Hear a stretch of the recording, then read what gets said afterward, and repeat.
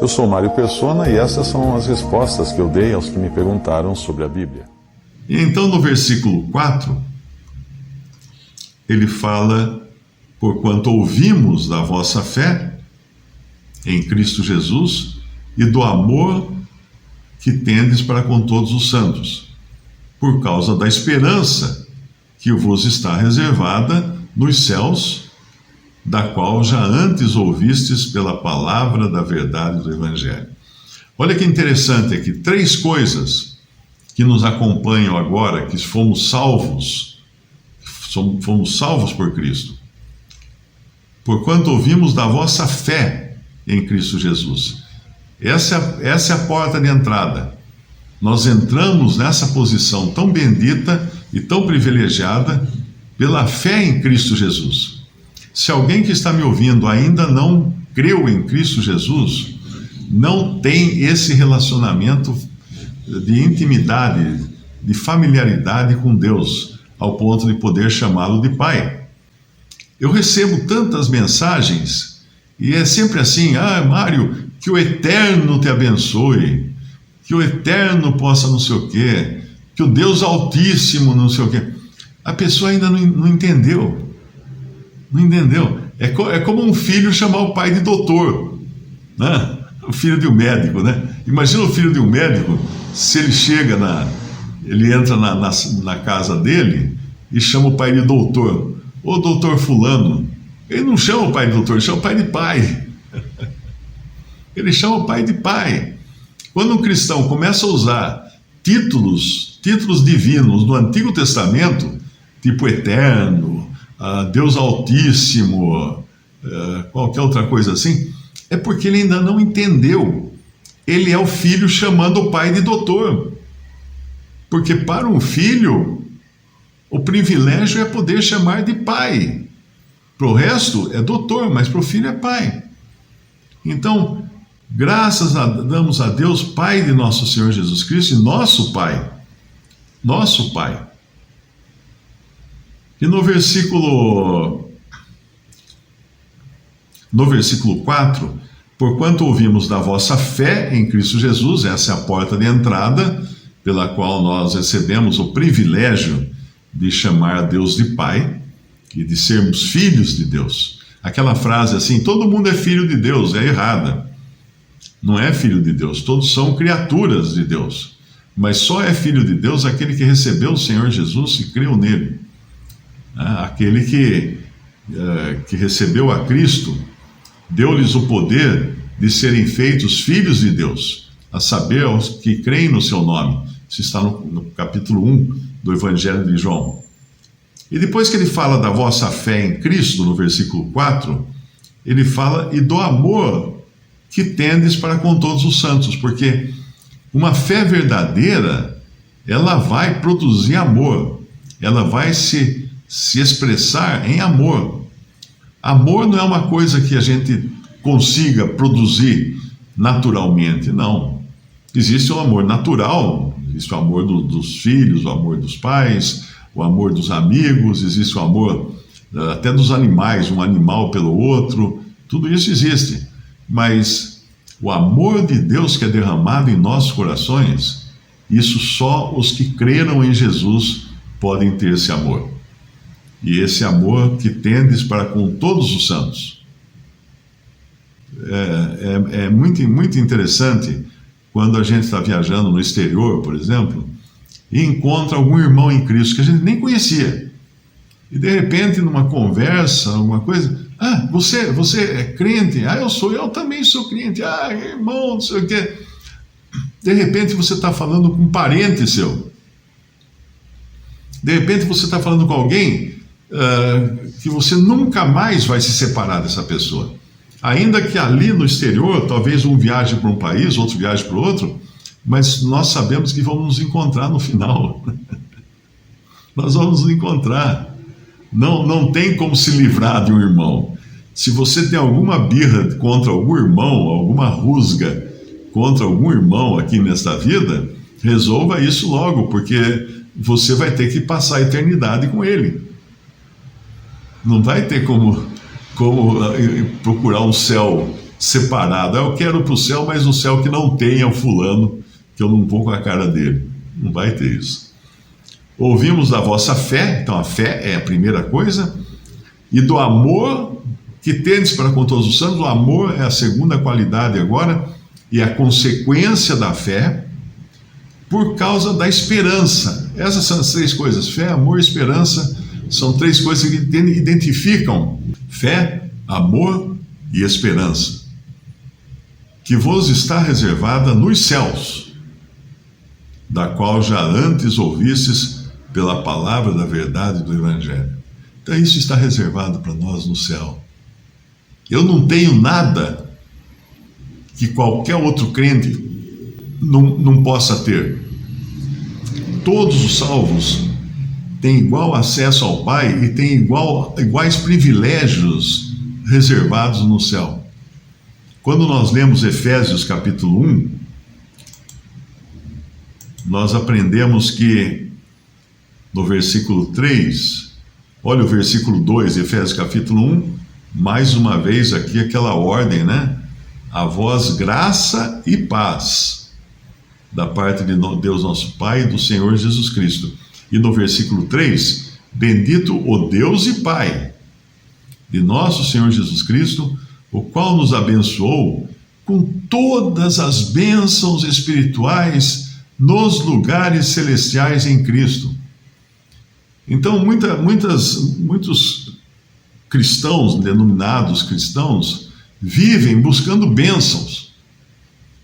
Isso é como o caso de um homem, uma vez que morreu, um velhinho que morreu, acho que foi no Alasca, isso, no Canadá, e ele morava sozinho, ele era meio estranho, morava sozinho, tipo ermitão, assim, né? Uma casa pobre, um casebre caindo aos pedaços. E depois que morreu, as pessoas foram lá para tirar as coisas, para limpar, para derrubar a casa, fazer alguma coisa. Uma casinha, né, no meio do mato. E aí perceberam que tinha uma pedra segurando a porta. Quando abria a porta, ele colocava uma pedra grande para segurar a porta. E alguém raspou a pedra e descobriu que aquela pedra era uma pepita de ouro gigante. Aquele velhinho viveu a vida inteira na miséria e punha a pedra para segurar a porta aberta, porque ele nunca percebeu que ele tinha um tesouro ali. Ele deve ter encontrado essa pedra ali no meio do mato e achou bonita, achou pesada, né? Porque o ouro pesa, o ouro é que nem chumbo, né? É super pesado. E ficou anos com essa pedra segurando a porta da sua casinha. Então, muitos cristãos ficam vivendo, correm atrás de bênçãos e não perceberam ainda que Cristo, Deus Pai, nos abençoou com todas as bênçãos espirituais nos lugares celestiais em Cristo. No mundo, talvez nós não tenhamos nada dessas bênçãos ainda. Temos as misericórdias de Deus em cuidar de nós, em suprir as nossas necessidades, mas nem sempre vemos todas essas bênçãos reveladas materialmente nesta vida. Mas temos elas. O importante é saber que nós já fomos abençoados. Com quantas bênçãos? Com todas as bênçãos espirituais nos lugares celestiais em Cristo Jesus. Voltando lá em Colossenses, então, fé, amor e esperança, que vos está reservada nos céus, da qual já antes ouvistes pela palavra da verdade do Evangelho. Versículo 5. O que confirma a nossa fé, o que confirma o nosso amor, o que confirma a esperança que temos, é a palavra da verdade do Evangelho. É nada mais. Uma pessoa que não crê na palavra de Deus, ela não consegue viver desfrutando das coisas que Deus tem preparado para ela.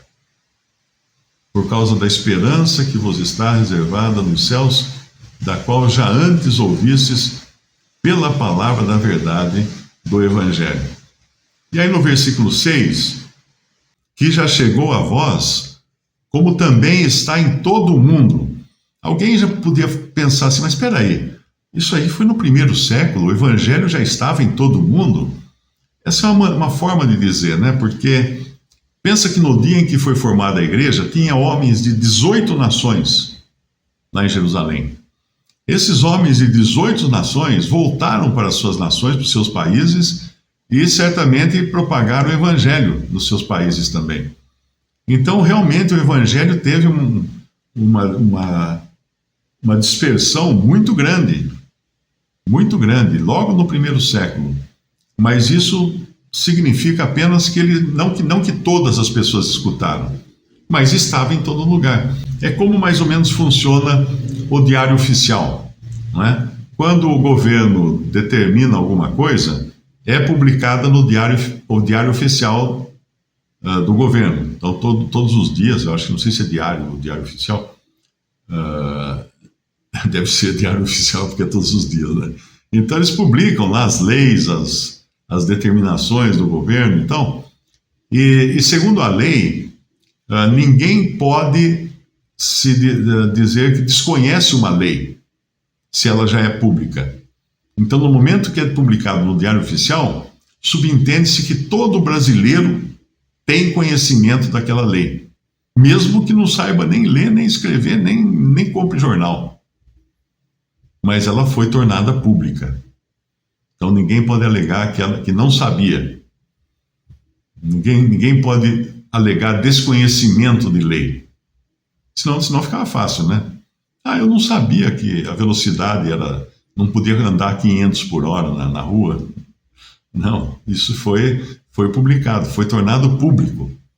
Então o evangelho ele foi, sim, tornado público em todo o mundo de então, porque muitas pessoas que escutaram lá em Jerusalém, depois viajaram para seus próprios países, eram 18 nações, se não me engano, e levaram a mensagem da graça de Deus em verdade. Aqui então no versículo 7, como aprendesses de Epáfras, nosso amado conservo, que para vós é um fiel ministro de Cristo. Olha que maravilha. Maravilha ser chamado de fiel ministro de Cristo. O qual nos declarou também o vosso amor no Espírito. A curiosidade é que a única citação do Espírito Santo nesta carta está nesse versículo 8 aqui. É a única vez que é citado o Espírito Santo. Tem umas coisas que são interessantes na Bíblia. Por exemplo, o livro de Esther, em nenhum momento Deus é citado no livro de Esther. E mesmo assim ele faz parte da Bíblia, né? Aí o versículo 9: por esta razão nós também, desde o dia em que o ouvimos, não cessamos de orar por vós e de pedir que sejais cheios do conhecimento de sua vontade em toda sabedoria e inteligência espiritual. Veja, repare aqui que Paulo pede na sua oração que eles fossem cheios do conhecimento da vontade de Deus. O conhecimento a gente aprende. O conhecimento é a palavra de Deus. Então Paulo ora para que eles fossem cheios do conhecimento. Em toda sabedoria é saber como usar o conhecimento. Porque não basta ter conhecimento, você precisa saber aplicar esse conhecimento. Tem gente que conhece muito e não sabe o que fazer com aquilo. Então não é um conhecimento adquirido em faculdade. É conhecimento da vontade do Senhor. Em toda sabedoria, ou seja, como aplicar esse conhecimento, e inteligência espiritual. A inteligência nos fala de discernimento. Então a pessoa precisa ter conhecimento da vontade de Deus, precisa ter sabedoria para saber como aplicar esse conhecimento nas diferentes situações e variantes, e precisa ter inteligência espiritual para ter discernimento. Um exemplo disso é quando você escuta alguma doutrina, e se você tem conhecimento, e você tem sabedoria, e se você tem inteligência espiritual, você vai estar capacitado a dizer: essa não é a voz do meu pastor, essa não é a voz do meu Senhor. Porque muita gente tem conhecimento da Bíblia, mas não consegue discernir. Quando vem alguma má doutrina, alguma heresia, alguma coisa, a pessoa engole facilmente. Por isso que existem tantas seitas por aí que pegam as pessoas e elas acabam caindo. E o objetivo de ter conhecimento, sabedoria e inteligência espiritual está no versículo 10. Para que possais andar dignamente diante do Senhor, agradando-lhe em tudo, frutificando em toda boa obra e crescendo no conhecimento de Deus. Então, esse conhecimento, essa sabedoria e essa inteligência espiritual tem o objetivo de nos fazer andar de forma digna diante do Senhor. E no versículo, na continuação, ele fala: agradando-lhe em tudo. Para eu agradar Deus em tudo, eu preciso conhecer o que é agradável a Ele, não é? Frutificando em toda boa obra. Nós sempre deixamos claro que a salvação não é por boas obras, mas as boas obras, elas acompanham a salvação. Pela graça, como é que fala lá em Efésios capítulo 2? Efésios capítulo 2, versículo 8. Porque pela graça sois salvos, por meio da fé, e isto não vem de vós, é dom de Deus, não vem das obras, para que ninguém se glorie, porque somos feitura sua, criados em Cristo Jesus, para as boas obras, as quais Deus preparou para que andássemos nelas. Então nós não somos salvos por boas obras, mas nós somos salvos para boas obras, com uma finalidade de produzir boas obras. Esse é o objetivo, essa é a ordem, né? Essa é a ordem. Vem a locomotiva da fé puxando o trem das boas obras, não é o contrário. Não são os vagões das boas obras que puxam a locomotiva, é a fé que puxa os vagões das boas obras. As consequências de uma verdadeira conversão, de uma fé genuína, são boas obras. Não somos salvos para nós mesmos apenas. Eu fui salvo, e agora eu posso viver minha vida aqui, cair na gandaia, que não tem mais problema, estou perdoado. Não. Você não entendeu, meu filho. Você não entendeu, não. Então, voltando ao nosso capítulo de Colossenses, nós recebemos conhecimento, sabedoria e inteligência espiritual para que possais andar dignamente diante do Senhor, agradando-lhe em tudo, frutificando em toda boa obra e crescendo no conhecimento de Deus. E na continuação, no versículo 11, ele fala: corroborados em toda a fortaleza. O que é corroborados? Fortificados. Fortificados em toda a fortaleza, segundo a força da sua glória, em toda a paciência e longanimidade com gozo. É para isso que nós somos salvos. É para isso que nós somos salvos. Nós somos salvos para viver uma vida nova em Cristo, agradando a Deus, amando os nossos irmãos e firmados na esperança da vida eterna, sabendo que a qualquer momento seremos tirados aqui desse mundo para estarmos na presença do Senhor no céu. Visite respondi.com.br. Também 3minutos.net. Baixe os e-books ou adquira os livros.